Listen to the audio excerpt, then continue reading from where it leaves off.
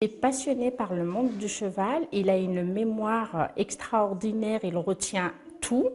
Il retient les noms des cavaliers professionnels avec leurs chevaux, exactement, les concours qu'ils font, tout, à peu près tout. Il connaît par cœur leur vie.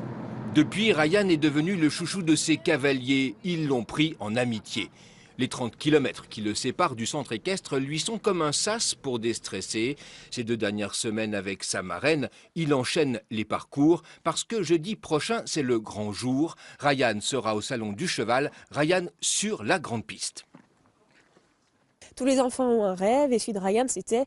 on s'attendait à ce qu'ils nous disent de suivre un grand cavalier. Et puis en fait, non, c'était pas de suivre un grand cavalier, c'était de faire comme le grand cavalier. Et donc du coup, ça a été de monter à cheval. Pour lui, quand il me l'a dit, il m'a dit, je sais que c'est pas réalisable, mais tu m'as demandé un rêve, on sait jamais, on le tente. Avec Théoline, il prépare en 10 journées ce qui demanderait 6 mois de cours. Mais la passion fait bien des choses, sauf pour la hauteur du cheval. Pas question de poney quand on entre dans la cour des grands. On est un petit peu plus vigilant qu'un poney. Et c'est plus grand, ça a plus de force. Le 2. Le repère dans l'espace, c'est très très compliqué pour lui. Donc là, il faut qu'il fasse un parcours de 10 obstacles. Et en fait, on s'est rendu compte qu'il le fait vraiment bien. Et avec beaucoup de vitesse, parce que c'est un enfant qui a regardé et encore regardé les cavaliers professionnels monter. Et il est dans l'imitation. Et il a appris en regardant, en fait. Et c'est pour ça qu'on est aussi impressionnés.